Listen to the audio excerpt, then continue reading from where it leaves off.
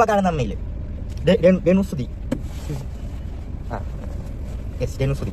ആദ്യം അമ്മേനെ വീഡിയോ കോളിൽ കാണുന്ന ആ ടൈമിൽ ഭയങ്കരമായിട്ട് കമ്പനിയായി അമ്മയായിട്ട്. സൂപ്പറായിരുന്നു ആ ടൈമിൽ. അപ്പം അങ്ങനെ ഒരു ദിവസം അമ്മ ഞങ്ങൾ എറണാകുളത്ത് നിൽക്കുമായിരുന്നു. ഞങ്ങൾ ആദ്യം ഞാൻ കാണാമെന്ന് ഇങ്ങനെ കണ്ട് ഭയങ്കരമായിട്ട് കമ്പനിയായി. മനസ്സിലായി, അങ്ങനെ ഒരു ഭയങ്കര കമ്പനിയായി. ഇങ്ങനെ ഒരു ഇതില്ല, ഇങ്ങനെ കമ്പനിയായി. പിന്നെ അച്ഛനും ഇങ്ങനെ എൻ്റെ അടുത്ത് വന്നിട്ട് ഇങ്ങനെ ഒരു ദിവസം എൻ്റെ അടുത്ത് വെച്ച് ഇങ്ങനെ ഞാൻ കല്യാണം കഴിക്കട്ടെ, എന്നൊക്കെ എന്താണ് പറയാനുള്ളത്, അച്ഛന് ഇഷ്ടമാണോ, ഞാൻ അച്ഛന് ഇഷ്ടമാണോ നമുക്ക് ആ രീതിയിൽ പറഞ്ഞു. അപ്പം അങ്ങനെ കൊല്ലത്തെ വീട്ടിലൊക്കെ വന്ന് ഇവിടെ സംസാരിച്ച് വലിയമ്മയൊക്കെ ആയിട്ട് സംസാരിച്ച്. അല്ല, അതിൻ്റെ ഇടയ്ക്ക് ഇത് നടന്നിട്ടുണ്ട്. വീണയും അച്ഛനും തമ്മിൽ ഡിവോഴ്സ് കാര്യങ്ങളെല്ലാം ആയി. ഇങ്ങനെ പൈസ കൊടുക്കണം അങ്ങനത്തെ രീതിയിൽ ഉള്ള രീതിയിൽ പൈസയൊക്കെ കൊടുത്ത് ഡിവോഴ്സായി. അത് കഴിഞ്ഞിട്ടാണ് അമ്മേനെ കെട്ടുന്നതും കേട്ടപ്പെടുത്താം. അങ്ങനെ കൊല്ലത്തൊക്കെ സംസാരിച്ച് എല്ലാം റെഡിയായി. ഞാനും അച്ഛനും അമ്മയും എല്ലാവരും കൊല്ലത്ത് നിൽക്കുന്നു. അതിൻ്റെ ഇടയ്ക്ക് കൊല്ലത്ത് വെച്ചിട്ട് ചെറിയൊരു വഴക്കായി. ഞങ്ങൾ കോട്ടയം പോകുന്നു. സ്റ്റോറി സ്റ്റാർട്ട്സ് നൗ എന്ന് പറയാം അല്ലേ. കോട്ടയത്തിൽ നിന്ന് ആദ്യമൊക്കെ ഭയങ്കര രസമായിരുന്നു, സൂപ്പറായിരുന്നു. ഇങ്ങനെ ഞാൻ കൂടുതലും വീട്ടിൽ കൊല്ലത്തേക്ക് എന്നെ ഇങ്ങനെ അച്ഛാമ്മ പുറത്തോട്ട് കളിക്കാനൊന്നും പറ്റത്തില്ല. അപ്പം അങ്ങനെ കൂട്ടുകാർ അങ്ങനത്തെ രീതി കളിക്കാനൊന്നും പോകത്തില്ല. എന്താ ചേച്ചി, പാറു, ഞാൻ അങ്ങനെയുള്ളൊരു സെറ്റിൽ നിന്ന് കളിക്കത്തുള്ളൂ. അപ്പം എനിക്ക് ആഗ്രഹമൊക്കെ ഉണ്ട് ഇങ്ങനെ പുറത്തേക്ക് കളിക്കണം. പക്ഷേ വഴക്ക് കിട്ടും, എങ്കിലും അറിയാതെ കുളിച്ചോട്ട് പോയിട്ട് വരും. അങ്ങനെ ഇവിടെ വന്നപ്പോഴത്തേക്ക് ഞാൻ ഭയങ്കരമായിട്ട് ഫ്രീ ആയി. ഞാൻ, അച്ഛൻ, അമ്മ, പിന്നെ അവിടുത്തെ ഒരു ഇതിൽ ഭയങ്കര ഒരു ഫ്രീഡം. ഞാൻ അച്ഛനെ എപ്പോഴും കാണുന്നു, അങ്ങനത്തെ ഒരു ഇതായി. പിന്നെ ആ ഒരു കഴിഞ്ഞ് ഞങ്ങൾ കോട്ടയത്ത് നിൽക്കുന്നു. കുറച്ച് കഴിഞ്ഞപ്പോഴത്തേക്കും എന്തൊക്കെയോ എന്തോ എല്ലാവരും ഇങ്ങനെ കോട്ടയത്ത് നിന്ന് ആദ്യമൊക്കെ സെറ്റപ്പ്. പിന്നെ അങ്ങോട്ട് പോവാ എന്തൊക്കെയോ ഇതാണ്. എല്ലാവരുടെ ഒരു സ്വഭാവമൊക്കെ ഒരു മാറ്റം, എന്തൊക്കെയോ എന്തോ പറയണമെന്ന് എനിക്ക് ബാക്കി പറയാം. ഞാൻ കമ്പ്യൂട്ടറൊക്കെ എടുത്തൊരു റൂമിനകത്ത് ഇങ്ങനെ അതിനകത്ത് ഗെയിം കളിച്ച് എൻ്റെ ലൈഫ് മൊത്തം ഒരു ഭയങ്കരമായിട്ട് എനിക്ക് ഇങ്ങനെ ആകാന്നുള്ളൊരു കാരണം അതുമല്ല, അതും വേറെയാ. ഇതൊക്കെയാണ് ഇതിൻ്റെയൊക്കെ ഒരു തുടക്കം. അവിടെ തൊട്ടെന്നാണ് എൻ്റെ ഒരു തുടക്കം. വീട്ടിൽ ഒരു റൂമിനകത്ത് ഇങ്ങനെ കമ്പ്യൂട്ടറും കളിച്ച് ഇങ്ങനെ അതിനകത്ത് എന്ന് പറഞ്ഞാൽ വേറെ കാശില്ല. അച്ഛൻ മാത്രം എൻ്റെ റൂമിൽ എനിക്ക് ഫുഡ് വരും പോവും. ഇടയ്ക്ക് ഋതപ്പം എല്ലാം റൂമിൽ വന്നിരിക്കും. ഋതപ്പനെ ഞാൻ പിടിച്ച് മടിയെടുത്ത് കീബോർഡിലേക്ക് ഋതപ്പം കളിച്ചുകൊണ്ടിരിക്കും. ഇത് മാത്രമേ ഉള്ളൂ. ഞാൻ ആ റൂമിൽ നിന്ന് പുറത്തിറങ്ങത്തില്ല, ആരുടെ അടുത്തും മിണ്ടത്തില്ല. എന്തോ ഒരു ഇതായി. അപ്പം എനിക്ക് അപ്പം പിന്നെ കൊറോണ വന്നിട്ട് ഋതപ്പൻ ഉണ്ട് ആ ടൈമിലൊക്കെ.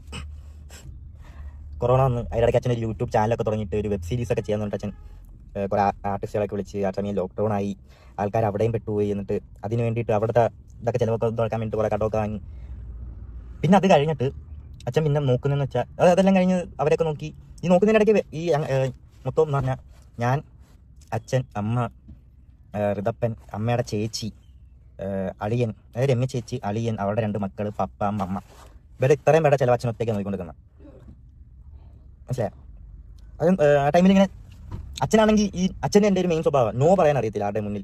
അത് ഞങ്ങൾക്ക് 2 പേർക്കും അറിയാം. ഞങ്ങളുടെ കൊള്ളാത്ത സ്വഭാവം അതായിരുന്നു, നോ പറയാൻ അറിയത്തില്ല. ഓപ്പോസിറ്റ് നിൽക്കുന്ന ആൾക്കൊരു വിഷമമാവുമോ, ഒരു സംഭവമാണ് മെയിനായിട്ടുള്ളൊരു പ്രശ്നം. ഞാൻ ഇപ്പം ഞാനൊന്നും ഒരു കാര്യം പറയാത്തതും ബാക്കി പറയാം. അങ്ങനെയാണ് ഞാൻ റൂമിനകത്ത് മൊത്തം ഒരു 3 വർഷം അങ്ങനെ തന്നെ ഇരിക്കുന്നു. അതിൻ്റെ ഇടയ്ക്ക് എന്തോ എനിക്കിങ്ങനെ തോന്നി ഇതൊക്കെ നിർത്താം, കമ്പ്യൂട്ടർ പരിപാടിയെല്ലാം നിർത്താമെന്ന്, പുറത്തോട്ടിറങ്ങി. അങ്ങനെ ഞാൻ കമ്പ്യൂട്ടറൊക്കെ വിറ്റ് ഒരു വണ്ടി എടുത്ത്. ഞാൻ ആദ്യം ഒരു വണ്ടി എടുത്തിട്ട് അപ്പം ഈ 10ൻ്റെ കൂടെ പഠിച്ച കുറച്ച് ഒരു കൂട്ടുകാരുണ്ട്, അവനേട്ടാ കമ്പനി ഒരുത്തനുള്ള ഏട്ടാ. അങ്ങനെ അവിടെ ഇങ്ങനെ പോകും ഞാൻ ഡെയിലി. പിന്നെ അങ്ങോട്ട് പോകാൻ തുടങ്ങി, കൂട്ടുകാരായിട്ട് ഇങ്ങനെ അങ്ങോട്ട് പോകാനായിട്ട് തുടങ്ങി. അപ്പോഴും അച്ഛൻ്റെ ആ സമയത്ത് എന്ന് പറഞ്ഞാൽ അച്ഛൻ്റെ നിന്ന് കിട്ടുന്നൊരു സ്നേഹം എന്താണെന്ന് വെച്ചാൽ ഒരു പൈസ മാത്രമാണ് ഇങ്ങനെ കിട്ടുന്നൊരു സ്നേഹം എന്താണെന്ന് വെച്ചാൽ വേറെ ആർക്കും ഞാൻ അവിടെ സംസാരിക്കത്തില്ല. ഇവരുടെ സ്വഭാവം എല്ലാം ഒരുമാതിരി സ്വഭാവമാണ് ഇവരുടെയൊക്കെ. ഇവിടെ അവിടെ ജോലിക്ക് പോകത്തില്ല, അതിന് അടി. പിന്നെ എന്ത് പറഞ്ഞാലും ഇവർക്ക് എന്തെങ്കിലും പൈസയൊക്കെ എന്തെങ്കിലും കടം വാങ്ങി ഇതൊക്കെ പറയണോ, എനിക്ക് കുറേ കാര്യങ്ങളുണ്ട് എനിക്ക് പറയാം. എനിക്ക് എങ്ങനെ പറയണമെന്ന് അറിയത്തില്ല ഇതൊക്കെ. കുറേ ഇതൊക്കെ ഉണ്ടായിരുന്നു, എങ്ങനെ പറയണ്ടേന്ന് അറിയത്തില്ല. മനസ്സിൽ എനിക്ക് ഇങ്ങനെ പുറത്ത് കൊണ്ടുവരാനൊന്നും അറിയത്തില്ല. അതൊക്കെ കൊണ്ട് എൻ്റെ ഒപ്പം എപ്പോഴും ഒരുത്തർ ഇങ്ങനെ കൂടി ഇരുത്തുന്നത് അവനാകുമ്പം അവന് നല്ലപോലെ അറിയാം ഞാൻ എന്തായിരിക്കും അടുത്ത പറയാൻ വരുന്നത്, എന്താ എൻ്റെ മനസ്സിൽ. അതെൻ്റെ കൂട്ടുകാർക്ക് അങ്ങനെ, എൻ്റെ കൊല്ലത്തുള്ള കൂട്ടുകാർക്ക് എല്ലാം ഞാൻ എന്താണ് അടുത്ത് പറയാൻ പോകുന്നത്, എൻ്റെ ലൈഫിൽ എന്തൊക്കെ നടന്നിട്ടുണ്ട്, ഇതുവരെ എന്തൊക്കെ നടന്നിട്ടുണ്ട് എല്ലാം അമ്മമാർക്ക് അറിയാം. അതാണ് ഞാൻ അത്ര ധൈര്യത്തോടെ അമ്മമാരെ ഒരു വീഡിയോ ചെയ്യാനാണെങ്കിലും എന്തെങ്കിലും കാര്യം സംസാരിക്കാനാണെങ്കിലും അമ്മമാരെ ഇരുത്തുന്നത്. എന്നെ കാട്ടി നല്ലല്ലോ അമ്മമാർ സംസാരിക്കും. അതാണ് ഒരു പ്രശ്നം, എനിക്ക് സംസാരിക്കാൻ അറിയത്തില്ല. പിന്നെ ഇവിടെ അങ്ങനെ പോകുന്നു, അങ്ങനെ ലൈഫ്. അങ്ങനെ കൂട്ടുകാരത്ത് മാത്രം ഒരു കണക്ഷൻ ഇല്ല വീട്ടിൽ. ഇങ്ങനെ പുറത്ത് പോകുന്നു കൂട്ടുകാർ, അങ്ങനെ നടക്കുന്നു.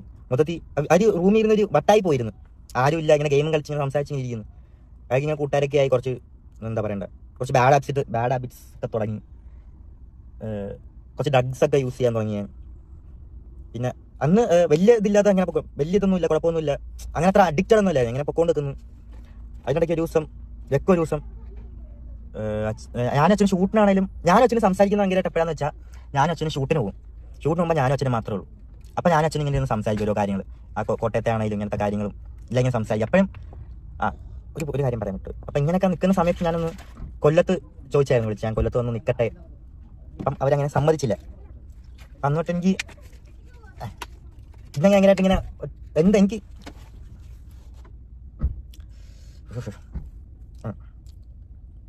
സമ്മതിച്ചില്ല. ഇതവിടെ തന്നെ നിന്ന് അങ്ങനെ ഇങ്ങനെ പോകുന്നു. അപ്പം വെക്കും ഒരു ദിവസം അച്ഛൻ, ഞാൻ ഷൂട്ടിൻ്റെ കാര്യം പറഞ്ഞില്ല, അപ്പം ഞങ്ങൾ സംസാരിക്കുന്നതൊക്കെ. അപ്പം ഒരു ദിവസം അച്ഛൻ വന്നിട്ട് പറഞ്ഞു, നാളെ ഷൂട്ടുണ്ട്, ഒരു ഫ്ലവേഴ്സിൻ്റെ പ്രോഗ്രാം ഉണ്ട്, നീ വരണ്ട, അച്ഛനങ്ങ് പൊക്കോളാം. അമ്മയ്ക്ക് അതും ഇതൊക്കെ ഓരോ പ്രശ്നങ്ങളായിരുന്നു, എന്നെ കൊണ്ടുപോകുന്നത് ഷൂട്ടിന്, ഞങ്ങൾ രണ്ടുപേരും പോകുന്നത്. അതൊന്നും അമ്മയ്ക്ക് അങ്ങനെ ഒരു താല്പര്യമില്ലാത്ത സംഭവമൊക്കെ ആയിരുന്നു. അതിൻ്റെ ഇടയിൽ അടിക്കുണ്ടായിട്ടുണ്ട്. എന്തോ ആർക്കും എന്നെ അങ്ങോട്ട് ഇഷ്ടമല്ലായിരുന്നു. അങ്ങനെ ഒരു അട്ടായി പോയിരുന്നു. അങ്ങനെ അപ്പോഴും എനിക്ക് എന്തെങ്കിലും എൻ്റെ വിഷമങ്ങളാണെങ്കിലും എന്തെങ്കിലും പറയാനായിട്ടാണെങ്കിലും എനിക്ക് വിളിക്കാനായിട്ടും അച്ഛനൊന്നും ഒരാളുണ്ട്. എനിക്ക് എന്തൊക്കെ ചെയ്തെന്ന് പറഞ്ഞാൽ, എനിക്ക് എന്തൊക്കെ വിഷമമുണ്ടെന്ന് പറഞ്ഞാലും എനിക്ക് ഒരാളെ വിളിക്കായിരുന്നു. അച്ഛൻ എന്തൊക്കെ ചെയ്താലും എനിക്ക് വിളിക്കായിരുന്നു. ആ ഒരു ധൈര്യം ഇങ്ങനെ ഭയങ്കരമായിട്ട് എനിക്ക് ഉണ്ടായിരുന്നു. ഒരു ദിവസം ഷൂട്ടിന് പോകണ്ടെന്ന് പറഞ്ഞിട്ട് പിറ്റേ ദിവസം രാത്രി വെച്ചിട്ട് എൻ്റെ അടുത്ത് പറഞ്ഞിട്ട് രാവിലെ ഒരു 4 മണിക്ക് ആകുമ്പോൾ വരും, നീ എന്നെ ഒന്ന് ചങ്ങനാശ്ശേരി ഒന്ന് വിളിക്കാൻ പറഞ്ഞു.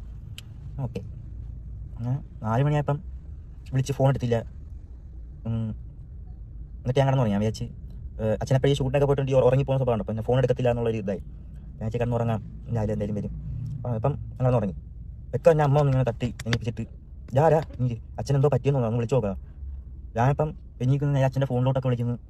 ഫോണിലോട്ട് വിളിച്ചിട്ട് എടുക്കുന്നില്ല, ഫോൺ സ്വിച്ച് ഓഫ് ഒക്കെ പറയുന്നു. അപ്പോൾ ആൾക്കാരൊക്കെ ഞാൻ വരാൻ പറഞ്ഞു. അപ്പം എനിക്ക് മനസ്സിലായി എന്തോ ഇതായിട്ടുണ്ട്. ഇവിടെയൊക്കെ ഞാൻ നേരെ ആദ്യം അനൂപേട്ടനെ വിളിച്ചിട്ട് എന്തോ പറ്റിയ അനുപേട്ട അച്ഛന്. അനുപേട്ടൻ പറഞ്ഞിങ്ങനെ രക്ഷിക്കാൻ പറ്റില്ല, സോറി എന്ന് പറഞ്ഞിട്ട് ഫോൺ ഇങ്ങനെ കട്ട് ചെയ്ത്. ആ ഫോൺ എടുത്ത് എറിഞ്ഞ്, എന്തോ അനുപേട്ട പറയുന്നത്, അങ്ങനെ അനുപേട്ടൻ ചോദിച്ചാൽ എന്തോ അനുപേട്ട പറയുന്ന. അപ്പം ഒരു കാലിൻ്റെ എൻ്റെ ശരീരം മൊത്തം ഇങ്ങനെ തണുത്തു പോയി ഭയങ്കരമായിട്ട്. എന്തൊക്കെയാണ് നടക്കുന്ന ആ ടൈമിൽ ഒന്നും അങ്ങോട്ട് അറിയാൻ വയ്യ. എന്തൊക്കെയോ നടക്കുന്നു, ആരൊക്കെയോ വരുന്നു എൻ്റെ അടുത്ത്, എന്തൊക്കെയോ ഒരു സിനിമയിലൊക്കെ നടക്കത്തില്ല, അതുപോലെ ഇങ്ങനെ നടക്കുന്നു. ആരൊക്കെ വന്നിട്ട് എന്നെ ഒരു വണ്ടിയിൽ കയറ്റി ഇങ്ങനെ കൊണ്ടുപോകുന്നു. പൊക്കോണ്ട് അതിനിടയ്ക്കുള്ളൊരു ഇത് പറഞ്ഞുതരാം. വണ്ടിയിൽ പൊക്കോണ്ട് നിൽക്കുമ്പം ഇവർ നേരെ എനിക്ക് അപ്പോഴും എൻ്റെ മനസ്സിലെ വിചാരം എന്ന് വെച്ചാൽ രൂപേട്ടൻ വല്ല പ്രാങ്ക് വല്ലതാണോ, അത് എനിക്കങ്ങോട്ട് ഒരു അക്സെപ്റ്റ് ചെയ്യാൻ പറ്റുന്നില്ല. എനിക്ക് അവിടെ ചെന്നാലും എനിക്ക് ഒരു സമാധാനം കിട്ടത്തുള്ളൂ, എനിക്ക് ചെല്ലണം. അപ്പോഴത്തേക്കും കാർ ഇങ്ങനെ പൊക്കോണ്ട് നിൽക്കുന്നിടത്ത് ഇവർ അടിച്ചു പൊളിയാണ് പോകുന്ന വഴിക്ക്. ഒരു 5 സ്റ്റാർ ഹോട്ടലിൽ ഞാൻ ഇങ്ങനെ ഇരിക്കുക, എന്തോ ചെയ്യണമെന്ന് അറിയത്തില്ല. എനിക്ക് എൻ്റെ മനസ്സിൽ വരുന്നതെന്ന് വെച്ച് കഴിഞ്ഞാൽ ഞാൻ അങ്ങോട്ട് എന്തോ ചെയ്യും. വൃതപ്പനെ ഞാൻ ഇങ്ങനെ നോക്കും. എനിക്ക് ഇതൊക്കെ ഭ്രാന്തെടുത്ത് ഇങ്ങനെ എന്തോ ചെയ്യണമെന്ന് അറിയത്തില്ല. സ്റ്റക്കായി ലൈഫ് ഇങ്ങനെ നിൽക്കുക, എന്തോ അങ്ങോട്ട് എങ്ങനെ ഒന്നും അറിയത്തില്ല, ഇങ്ങനെ നിൽക്കുക. ഇവർ 5 സ്റ്റാർ ഹോട്ടലിൽ കയറി ഫുഡ് കഴിക്കുന്നുണ്ട്, തുപ്പലിറക്കാൻ പറ്റുന്നില്ല എനിക്ക്. ഒന്നും മിണ്ടാതെ എനിക്ക് അന്നോട്ട് തുടങ്ങി എനിക്കൊന്നും റെസ്പോൺസ് ചെയ്യാൻ പറ്റുന്നില്ല. എനിക്ക് ഒന്നിനോടൊന്നും ഭയങ്കരമായിട്ട് ഒറ്റ ഇങ്ങനെ എന്തോ ആയിപ്പോയി. ഞാൻ ഹോട്ടലിൽ കയറുന്നു, ഫുഡ് കഴിക്കുന്നു, വീണ്ടും പോകുന്നു. ആശുപത്രി എത്തുന്നവരെ ചിന്തിക്കും ഇതൊക്കെ ഒരു പ്രാങ്ക് എന്നായിരിക്കണേ, അങ്ങനെ എന്തെങ്കിലും കാര്യക്കണേ. പക്ഷെ പോകുന്ന വഴിക്ക് ഒരു ന്യൂസ് ഇട്ടേക്കുക, ന്യൂസിനകത്ത് കണ്ട്. പക്ഷെ എനിക്ക് അപ്പോഴും എനിക്ക് അങ്ങോട്ട് അക്സെപ്റ്റ് ചെയ്യാൻ പറ്റുന്നില്ല. എന്തോ നേരെ ചെന്ന ആദ്യ അച്ഛനെ അവിടെ പോയി കണ്ട് ഇങ്ങനെ അത് ഒരു ആൾക്കാരൊക്കെ ഉണ്ട്. അപ്പം ഇങ്ങനെ കൊണ്ടുവന്ന് ഒരു റൂമിങ്ങനെ തുറന്നപ്പോഴത്തേക്കും ഇങ്ങനെ ഒരു തുണി ഇങ്ങനെ മാറ്റി കാണിച്ചു. അപ്പം ഇതായി മനസ്സിലായി. എന്നിട്ട്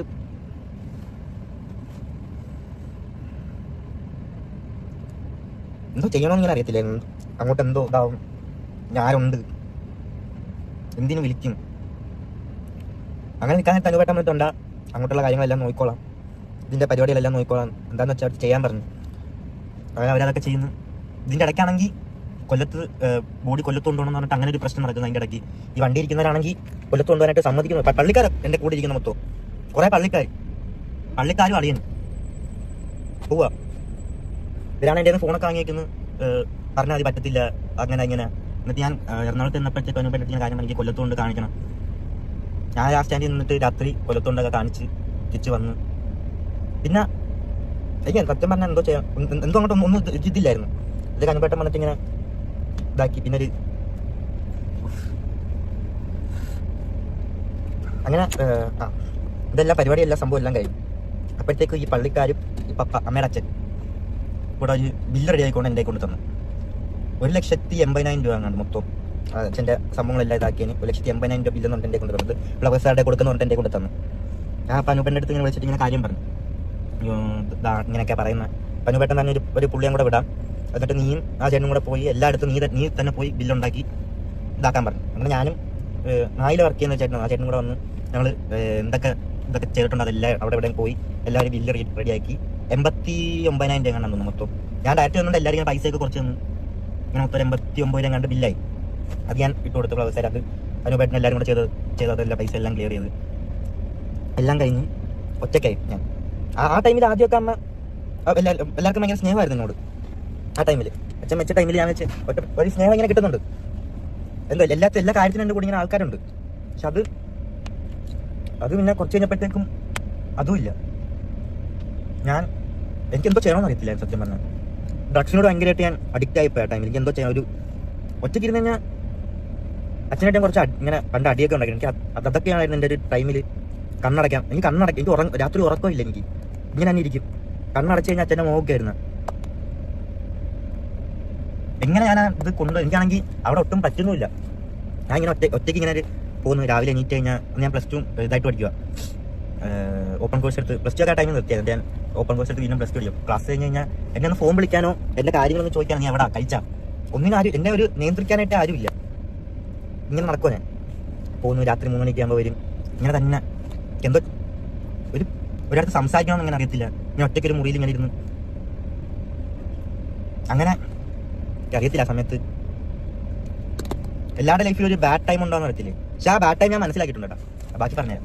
അങ്ങനെ നിൽക്കാൻ നേരത്തെ എനിക്ക് അപ്പോഴും ഒന്ന് ഇടയ്ക്ക് ഞാൻ അച്ഛൻ്റെ എന്തോ ഈ സംഭവമൊക്കെ ചെയ്യാനായിട്ടും കൊല്ലത്ത് പോയപ്പോഴത്തേക്കും അവരെയൊക്കെ എനിക്ക് ഭയങ്കരമായിട്ട് ഇതാവുന്നു. അവിടെ ആ സ്നേഹം കണ്ടിട്ട് ഭയങ്കരമായിട്ട് മിസ് ചെയ്യുന്നു. അവിടെ ആണെങ്കിൽ കുഞ്ഞിലോട്ട് അവിടെ അല്ല നിന്നിട്ടുള്ളതും. എനിക്കാണെങ്കിൽ അന്ന് അങ്ങനെ പറഞ്ഞിട്ട് എനിക്ക് ഇവരോട് ഞാൻ ഇവിടെ നിന്ന് പഠിച്ചോട്ടെ എന്ന് ചോദിക്കാൻ ഒരു പേടി. ആ സമയത്ത് എല്ലാത്തിനോടും ഒരു പേടിക്ക് എൻ്റെ ഒരു വിഷമോ കാര്യം ആരും ഇല്ല എനിക്കൊന്നും പറയാനായിട്ട് സത്യം പറഞ്ഞാൽ. ഞാൻ ആ ഒരു സമയത്തൊരു പ്രശ്നം ഇതൊക്കെ എനിക്ക് ഒറ്റയ്ക്കിരുന്ന് ആ സമയത്ത് ഒരു ഇതൊക്കെ കിട്ടുന്നു പറഞ്ഞാൽ ഇങ്ങനത്തെ ഒരു കാര്യങ്ങളൊക്കെ അറിയാനും നല്ല സ്വഭാവം അല്ലാതെ. പക്ഷെ ഞാൻ മനസ്സിലാക്കി എന്നിട്ട് ഞാൻ ആ ടൈമിൽ എന്തൊരു ജോലി ഈ റബ്ബറിൻ്റെ ഒരു ജോലിക്ക് അങ്ങനെ പോയത്. ഒരു കൂട്ടാൻ്റെ വഴിയിൽ ഇങ്ങനെ അവിടെ വെച്ചിട്ട് വല്യമ്മ രാത്രി ഇങ്ങനെ വീഡിയോ കോളിലൊക്കെ അങ്ങനെ ജോലി ചെയ്യുന്നുണ്ട്. അങ്ങനെ വല്യമ്മ അതൊക്കെ കണ്ടിട്ട് കരച്ചിലൊക്കെ ആയി. അങ്ങനെ വല്യമ്മ എൻ്റെ അടുത്ത് പറഞ്ഞെങ്കിൽ കൊല്ലത്ത് വന്നു അവിടെ നിന്ന് ഇതാക്ക് അങ്ങനത്തെ ഇതായി. ഞാൻ കൊല്ലത്ത് വന്നു. ഞാൻ അവിടെ ഞാൻ പറഞ്ഞു എനിക്ക് കൊല്ലത്ത് നിന്ന് പഠിക്കുക എന്ന് പറഞ്ഞിട്ട് അവിടെ അവരൊന്നും പറഞ്ഞൊന്നുമില്ല എൻ്റെ അടുത്ത്. സംസാരിക്കാറില്ല അങ്ങോട്ടും ഇങ്ങോട്ടും. ഞാൻ എൻ്റെ ഒരു ഇതിൽ നടക്കുന്നു.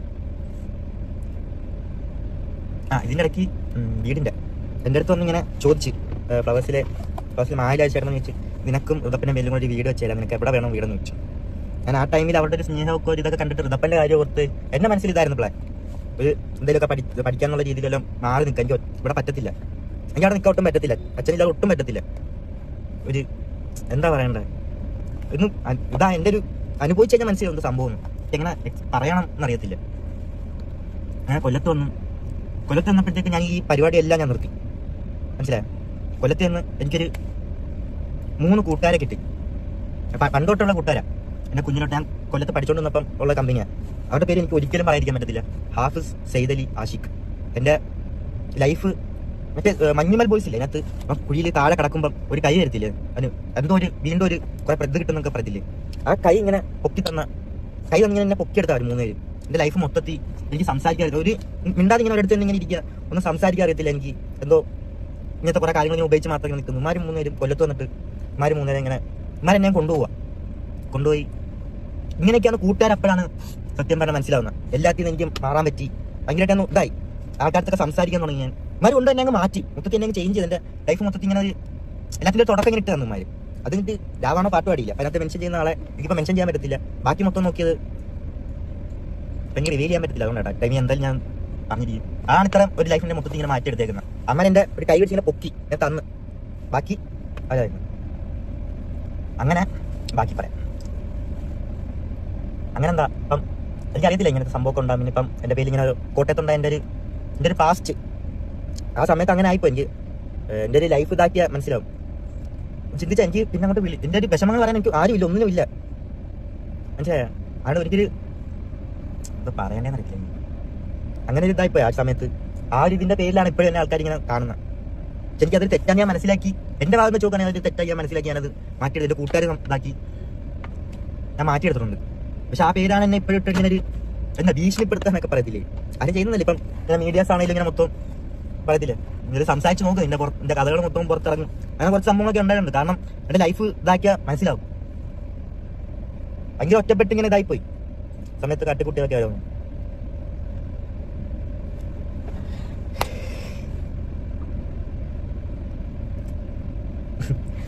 അങ്ങനെയൊക്കെ മരി വന്ന് ഇവിടെ വന്ന് ഓക്കെ ആയി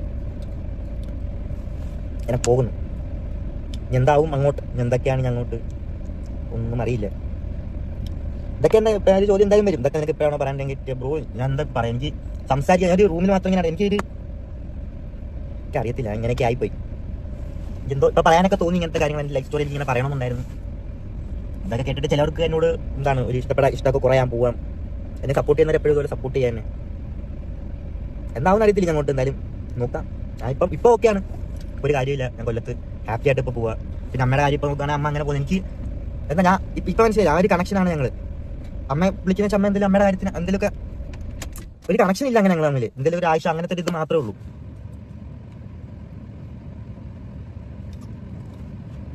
അപ്പം അങ്ങനെയൊക്കെയാണ് കാര്യങ്ങൾ.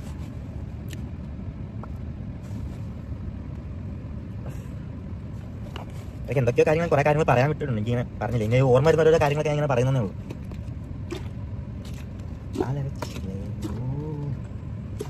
ഇപ്പൊ എന്താ ഇങ്ങനെ പറയാൻ കാരണം എന്ന് ചോദിച്ചാൽ, ഇങ്ങനത്തെ ഓരോ ഇതൊക്കെ ഇറങ്ങിയിട്ടേ ഞാൻ പറഞ്ഞ കുറച്ച് കൂട്ടുകാരുണ്ടല്ലോ, ആ കൂട്ടുകാരുടെ അമ്മയെ പോലും എനിക്കൊന്നും ഫേസ് ചെയ്യാൻ പറ്റാത്ത സിറ്റുവേഷനൊക്കെ അവരും എല്ലാവരും ഇപ്പം എന്നെ അങ്ങനെ ഒരു ചെറുക്കൻ അങ്ങനത്തെ രീതി കാണുമെന്ന് അതൊക്കെ ഒരു ഫീലാവുന്നു ഭയങ്കരമായിട്ട്. ഇതൊക്കെ കൊണ്ട് പറയാമെന്ന് വിചാരിച്ച്. ഇതൊക്കെയാണ് എൻ്റെ ലൈഫ് സ്റ്റോറി. എന്താണേലും നോക്കാം. ഇപ്പം ഇത്രയൊക്കെ ആയില്ലേ, ഇത്രയൊക്കെ അനുഭവിച്ചില്ല, ഇത്രയൊക്കെ കാര്യങ്ങൾ പഠിച്ചില്ല. ഇനി കൊണ്ട് പറ്റും ഞാൻ ഒറ്റയ്ക്ക്. അപ്പം ഈ വീഡിയോ കണ്ടിട്ട് എന്താണെന്ന് വെച്ചാൽ നിങ്ങൾ തന്നെ ഇതാക്കുക. എനിക്ക് തോന്നുന്നുണ്ട് ഞാൻ മൊത്തം പറഞ്ഞിട്ടില്ല, ഒരു 20% എന്നെ കൊണ്ട് പറയാൻ പറ്റിയിട്ടുള്ളൂ. ഒന്ന് മനസ്സിലാക്കിയെടുക്കട്ടെ, എന്നെ കൊണ്ട് പറ്റാത്ത ഈ ഒരു അറിയത്തില്ല. അപ്പം താങ്ക് യു ഗൈസ്. അപ്പം കാണാം നമുക്ക് വീണ്ടും.